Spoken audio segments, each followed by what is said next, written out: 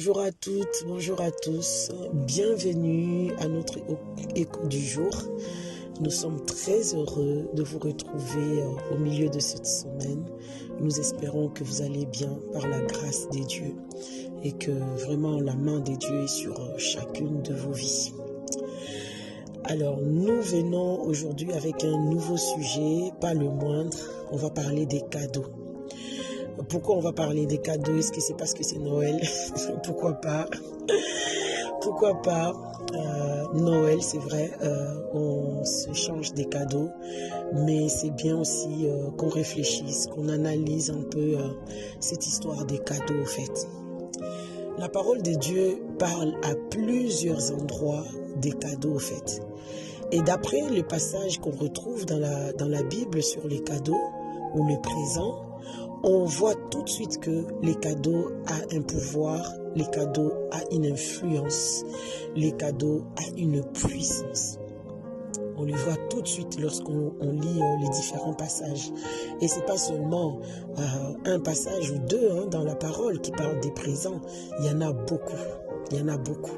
Mais vraiment beaucoup. Beaucoup de passages qui prouvent la puissance, l'influence et le pouvoir des cadeaux. Je ne vais pas aller dans les détails, mais vous pouvez, ce sera l'occasion pour vous, peut-être de méditer aussi, d'aller chercher. Mais déjà, pourquoi on revient sur ça, sur la base de relations? J'ai dit au début que utiliser à bon escient, les cadeaux, c'est vraiment c'est quelque chose que Dieu nous a donné en tout cas pour aider les relations. En fait, c'est comme du miel, comme je disais dans notre thé, pour adoucir, pour améliorer, pour entretenir, pour rendre bon en tout cas nos différentes relations. Mais lorsque c'est utilisé à mauvais escient, là c'est vraiment compliqué. Je vais vous donner tout de suite un exemple. Un couple de jeunes, deux personnes qui se rencontrent et qui projettent de se marier, ils commencent à parler ensemble, ils sont encore en phase de l'amitié et tout. Et on a vu ici que cette phase-là est très très importante. Pourquoi? Parce que c'est le stade où on observe l'autre, en fait. Chacun observe l'autre. Et à ce stade-là, on est assez libre, on n'est que des amis. On peut vraiment tout se dire dans le respect, dans l'amitié, parce que je veux ton bien, je me sens libre de souligner certaines choses, même ceux qui sont un peu compliqués, parce que la Bible nous dit qu'il n'y a qu'un ami qui peut te dire la vérité. Donc, cette phase-là d'amitié, elle est vraiment super importante, où on observe l'autre, on se sent libre de se dire les choses. Et puis, lorsque cette phase, on va checker et puis on va se dire, ah oui, c'est bon, vraiment, c'est lui ou c'est elle. Là, on bascule à l'autre étape où on peut vraiment se décider à aller plus loin, donc rentrer dans le fiançailles, etc. Alors, dans cette phase-là de l'amitié, où on est en train de s'apprivoiser, on est en train de se connaître et tout, lorsque ces couples-là commencent par exemple à s'offrir des cadeaux, par contre là c'est dangereux. Pourquoi c'est dangereux? Parce que la parole nous dit que dans le livre de Proverbes, chapitre 21, au verset 14, qu'un cadeau fait en secret apaise le cœur. Donc, si on offre, bon, je me dis, un cadeau fait en secret apaise les cœurs, alors combien plus forte raison un cadeau fait en public? Bon, bref, on va pas aller là-bas. Un cadeau fait en secret apaise le cœur. Donc, ça veut dire que lorsque je reçois un cadeau, le cadeau a automatiquement le pouvoir d'apaiser mes émotions, d'apaiser mon cœur, d'apaiser mes sentiments. Donc, si on colle ces passages à ce que Salomon dit dans Ecclésiaste 7, verset 7, il dit « les présents corrompent ».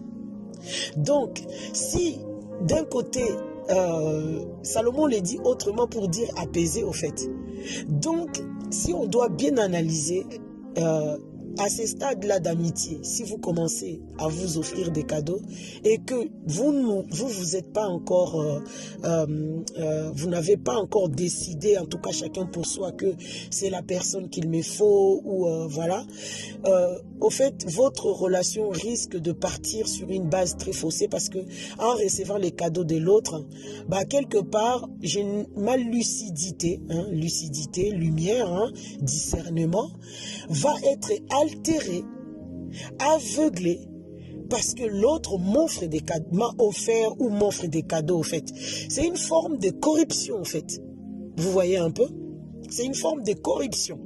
Donc, offrir des cadeaux, c'est très important. Oui, il faut le faire parce que c'est aussi un élan de générosité.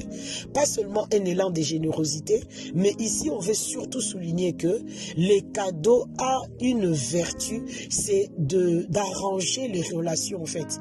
Mais arranger les relations qui est déjà établie, en fait. Mais si la relation n'est pas encore établie, elle n'est pas ferme, vous êtes en cheminement, vous n'avez pas encore décidé que c'est lui ou c'est elle. Si vous faites rentrer les jeux des cadeaux au milieu de la relation, vous risquez de perdre votre lucidité et de perdre votre discernement pour choisir la bonne personne. Beaucoup de frères se plaignent pour dire que les sœurs le poussent en fait dès qu'ils commencent à parler avec, à discuter avec, pour que le frère commence à leur offrir des cadeaux pour que elles puissent être convaincues que non, en fait, c'est pas les cadeaux qui doivent te convaincre que c'est la bonne personne ou s'il est généreux. C'est un couteau à double tranchant en fait. C'est pas bon, c'est pas vrai. Attendez de vous offrir les cadeaux lorsque vous serez au clair avec votre choix, avec votre décision. Lorsque vous savez que oui, c'est elle, c'est lui, là oui, vous pouvez vous offrir des cadeaux.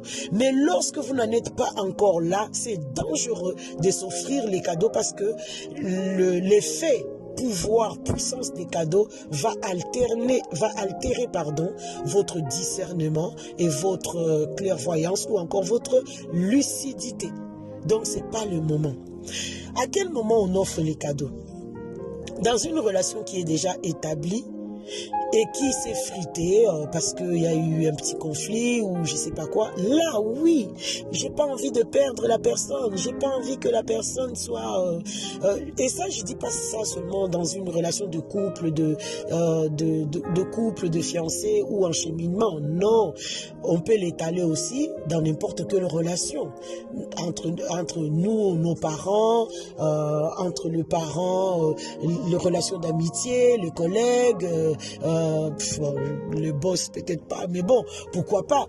Mais en tout cas, on offre des cadeaux, non seulement pour montrer par un élan de générosité, parce qu'on veut faire du bien à quelqu'un, parce qu'on veut vraiment, voilà, on veut le combler, un élan de générosité, mais on peut aussi offrir un cadeau à bon escient lorsque on s'est frité et qu'on veut apaiser le cœur de l'autre. Vous voyez un peu? Et parce que le cadeau peut corrompre, peut altérer le discernement ou la lucidité, attention à qui vous l'offrez au fait. Attention à qui vous l'offrez. On n'offre pas le cadeau à n'importe qui. Une jeune fille ou un jeune homme qui tourne autour de toi et puis qui espère qui ne dit rien ou je ne sais pas quoi, et on commence à avoir des échanges de cadeaux, tu envoies un mauvais message. Et la personne peut réellement interpréter ça mal et ça peut aboutir à quelque chose de vraiment malsain. Il faut vraiment que chacun de nous, qu'on soit au clair avec ça et qu'on apprenne à utiliser l'élan de générosité ou encore de réparation. En tout cas, voilà les deux versants de cadeaux. Soit c'est un élan de générosité, soit c'est en termes de... On peut l'utiliser comme réparateur au fait d'une relation. Mais il y a un troisième volet, c'est que c'est la corruption en fait. Il faut faire très attention. On a vu dans la parole Ésaü qui était fâché contre contre son frère et tout. Son frère a utilisé, je sais pas, tout un arsenal de cadeaux qu'il a fait dévancer devant lui pour que le cœur de son frère soit apaisé. Effectivement, c'est ce qui s'est passé quand son frère a vu c'est qui, c'est quoi, machin et tout. Bah oui, c'est ton frère, il s'est apaisé. Voilà, la relation s'est rétablie. Donc, nous aussi, dans notre vie de tous les jours, attention à comment vous offrez les cadeaux et attention à qui vous offrez les cadeaux. Attention de qui aussi vous pouvez recevoir un cadeau. Parce que quelqu'un que tu vois qui n'est pas très clair et qui t'offre des cadeaux, c'est pour te corrompre, pour te mettre dans sa poche. On a vu la puissance de ce dont on parle, donc les cadeaux, détruire, parce que ça n'a pas été utilisé à bon escient, détruire les familles, les relations, le maison, le couple, je sais pas, même à échelle beaucoup plus importante d'un pays, d'une église. Ah bah oui, parce que si le cadeau est mal utilisé, je peux plus lui dire, je peux plus lui faire des réprimandes, parce que je me sens moi-même. Testez ça vous-même, hein, testez ça. De la part d'une personne de qui vous avez reçu les cadeaux, si vous avez encore la capacité de parler à la personne en toute liberté, ça veut dire que ces cadeaux-là, c'était juste élan de générosité, ça vous a fait du bien et tout, et puis la relation. Mais il y a des types de cadeaux, il y en a qui arrivent, ils ont reçu des cadeaux, ils sont devenus muets et ils peuvent même plus parler, ils peuvent même plus, ils sont corrompus, ou encore ils deviennent injustes, ou encore ils deviennent. Faisons très attention. Notre prière pour vous aujourd'hui, c'est que le Seigneur nous accorde la grâce d'utiliser les cadeaux à bon escient et de savoir à qui faire un cadeau, de qui recevoir les cadeaux, et que là où un cadeau peut nous empoisonner et puis nous corrompre pour devenir bizarre, que le Seigneur nous en préserve dans le nom puissant de Jésus. Nous avons ainsi prié pour nous tous. Amen.